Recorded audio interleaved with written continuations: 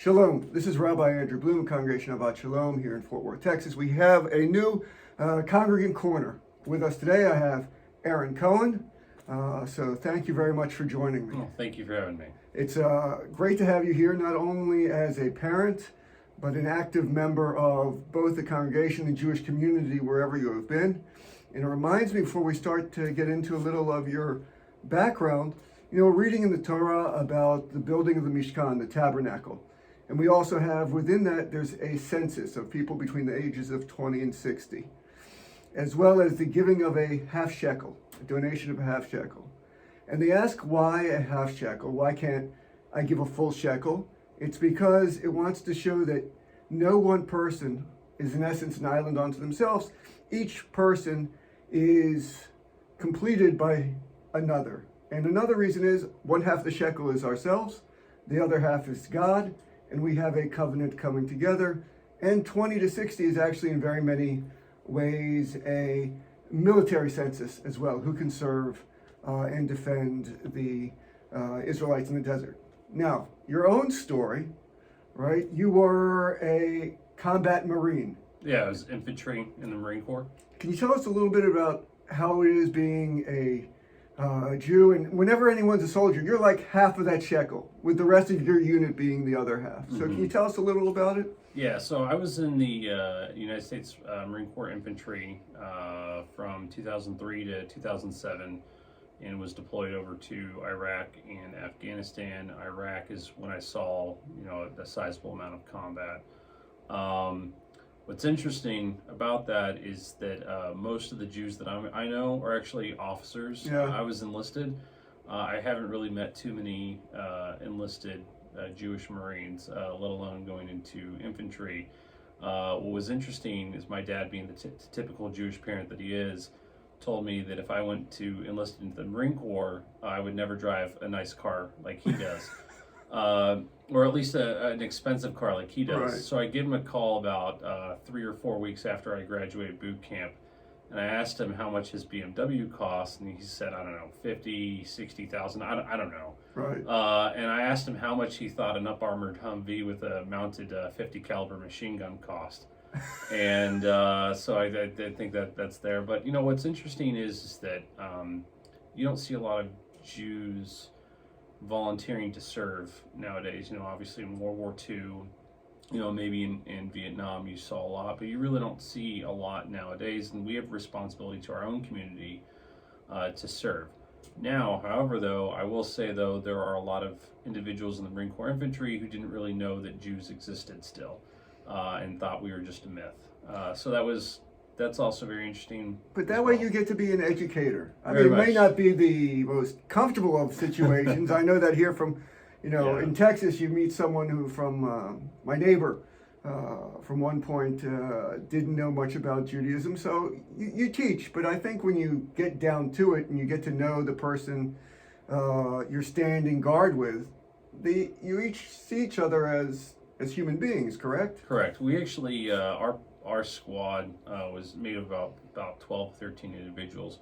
We were actually called the Diversity Squad. Our squad leader, jokingly or unjokingly, prayed to Thor. He was a Norse, and then we actually had a Muslim in our squad as well, and we had a mixed match of other individuals. So we called ourselves the Diversity Squad, which was pretty fitting. It worked out for us because Hebrew is very close to what they speak over in Iraq. So I was actually able to learn just enough to ask people to stop shooting at us. So it was funny. It's like my time in the IDF. I learned enough Arabic to tell someone to stop or I was going to shoot. Yeah. To open their trunk of their car. Yeah, This was during the Intifada, Yiftach Yeah. al-Bajaz, or to give me their identity card. So we learn what we need to learn. Right. I think the most important thing is that we use it with kavod. We try and be honorable and not as an enemy. I mean, there are times where you have to be in battle, but there's times that you try and allay that battle with goodness. And I think religion, although there are conflicts, when we look at it one-on-one, we're all worshiping the same God, just with different interpretations.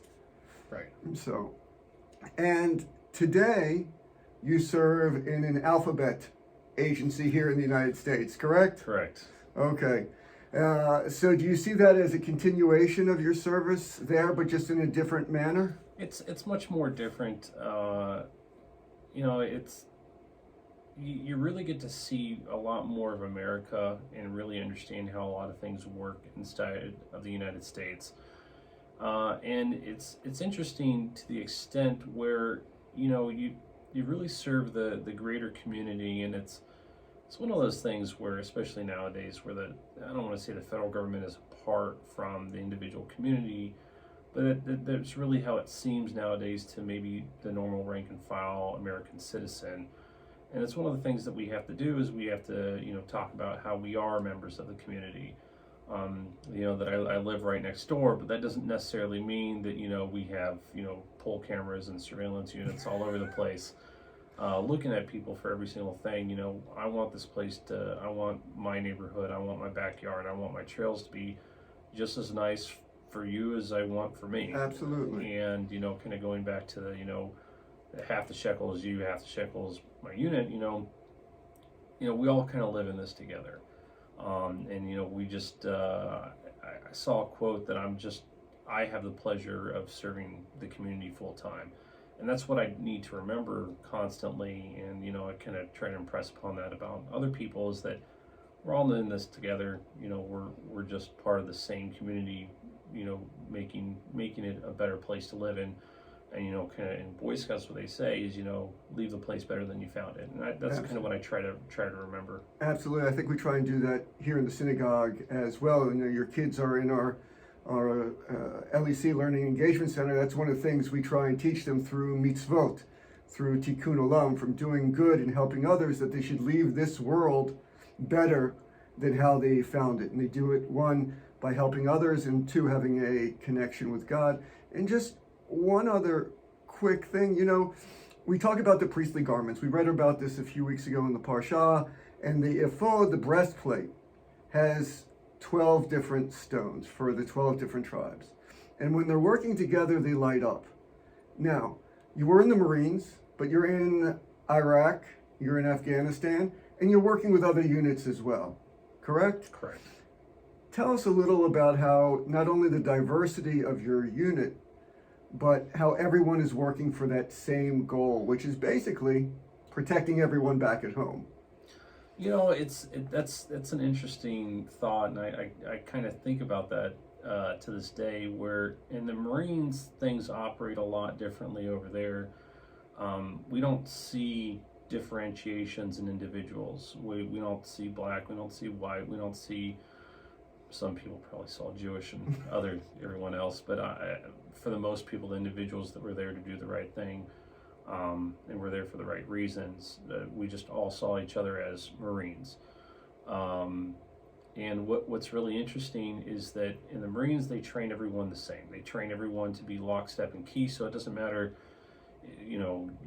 for whatever reason, if you get separated from your unit and you can plug in instantly with another unit. Everyone knows how to lead. Everyone knows how to follow. It's very instantaneous. Here, not everyone is trained the same. Not everyone has the same viewpoints, and it's a very interesting thing to go from that environment to on over here. And not that we need to send everyone to boot camp, although I wouldn't necessarily be opposed to that. It's a good experience either way. Yeah, absolutely. But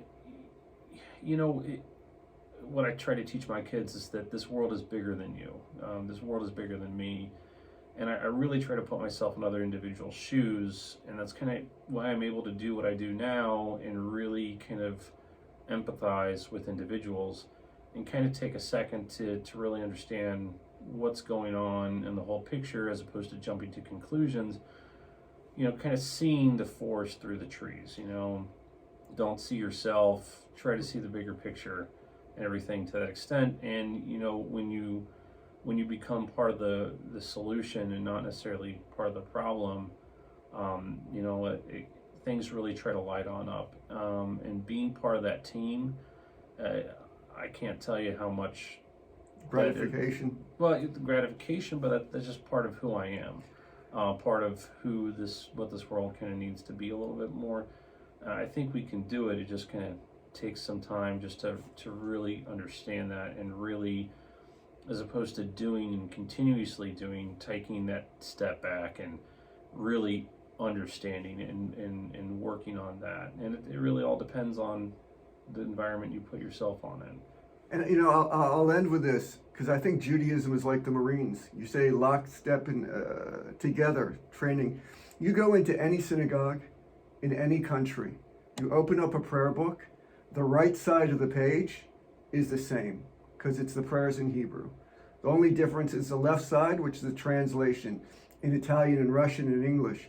So I think, you know, wherever we go, if we bring up our kids, if we embrace Judaism ourselves, we are in essence Jews of the world, because we really can, no matter where we fall, what synagogue we walk in, we can be at home as one of the team, that team being the Israelites, the Jews of the world, Am Yisrael, the people of Israel. So I want to thank you very much. Thank you. It's an honor and a pleasure. Thank you for your service. Thank you for your continued service. But more importantly, thank you for who you are. Thank you. This is Rabbi Andrew Bloom, Congregation of Bat Shalom. Thank you for joining us in this present edition of our Congregants Corner. Shalom.